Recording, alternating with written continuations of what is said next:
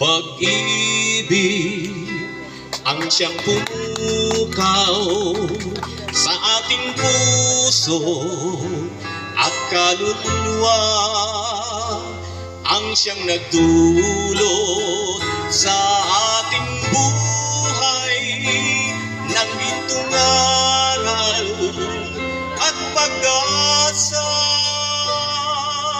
Pag-ibig ang siyang buklod natin, di mapapawi kailan pa man sa puso't diwa.